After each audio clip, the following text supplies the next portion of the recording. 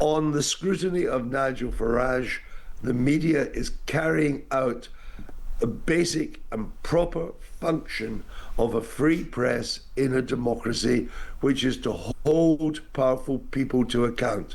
And for me, the best definition of journalism has always been this, that journalism is publishing stuff that powerful people don't want to be published.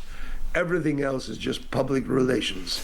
And in this case, the press is publishing stuff that Nigel Farage doesn't want to be published, doesn't want to be scrutinized, and therefore all the more reason we should be doing it. So what are we to make of all of that? The unprecedented set of political events surrounding Nigel Farage. Who better to ask than a man with more than 50 years of experience in journalism and politics, Times Radio presenter Andrew Neil. Good morning, Andrew. Good morning to you. I know you heard some of Nadeem Zahawi there. This is all the establishment out to get Farage. The people of Clacton will stand up against that establishment and thus reform will win out, is the argument of the day coming from them. Yeah, and it doesn't look like anybody's buying it. It's the problems Nigel Farage finds himself in are entirely self-inflicted. He's the one that took the $5 million gift, then more gifts in kind from Posh George. He's accumulated a £4 million property portfolio. For a man who wants to be Prime Minister, these are all legitimate questions for his opponents in politics and the media to investigate and seek answers and demand answers from him. And to say that this is all the establishment ganging up on him is a narrative that I don't think even the people of Clacton are buying. And it's all backfired very badly on him, because if the other parties aren't going to stand against him, it makes the Clacton by-election a charade.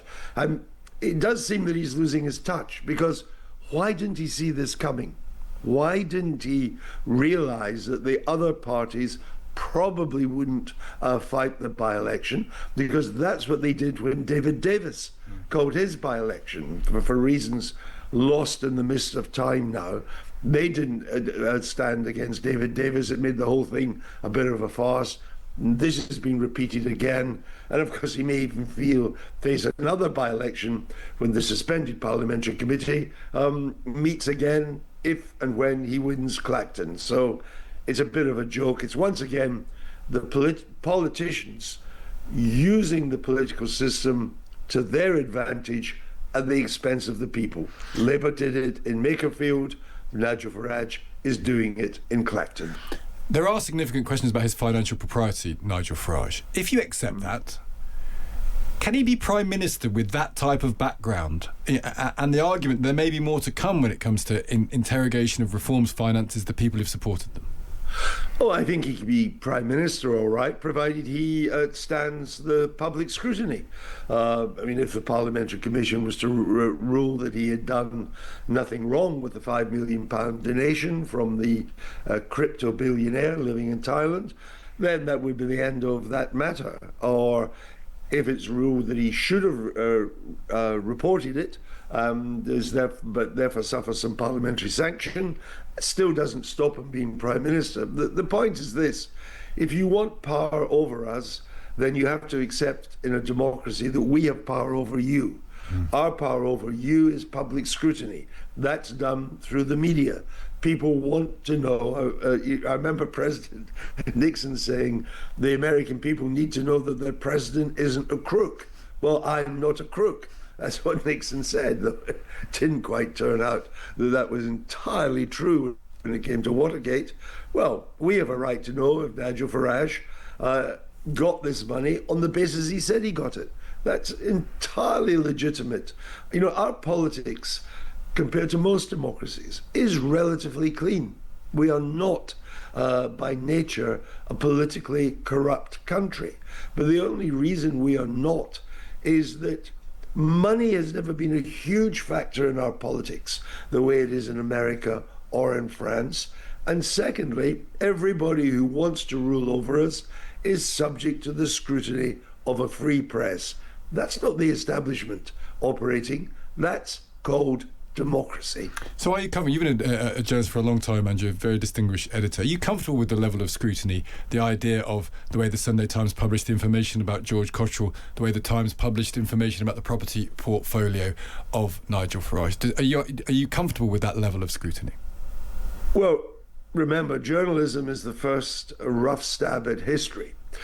And the first rough stab of anything, always there is mistakes in the doing. There is mistakes in the reporting. Everybody knows journalism is not perfect. And it may well be, I've not studied it in detail, that in reporting these stories, either they got some things wrong or the way they went about it wasn't exactly to the letter the way it should be. But as to the general principle that they should be investigating these things, of where this £5 million came from, of what exactly did Posh George, this other rather strange chap, convicted criminal, what exactly has he given Nigel Farage, what has happened to that support and so on. That's just doing their job. It's as simple as that. What is the purpose of a free press and a democracy if not to ask questions like that? And Nigel Farage has prolonged the whole process because on the £5 million, his story kept on changing. To begin with, it was for his security. And we understand he does need security, and security is expensive. Then it became, oh, well, I can do what I want with it. It was just a gift. It was unconditional. I could buy Ferrari cars if I wanted to. Now, yesterday, he was back. It was, oh, no, it's for my security. Well, when you duck and dive like that, you only increase the suspicion of the press, and you create own goals for your political opponents. The journalists are just doing their job. You know, we get criticized a lot because we report, particularly the tabloids, report a lot of frippery and peripheral stuff and, celebrities and so on.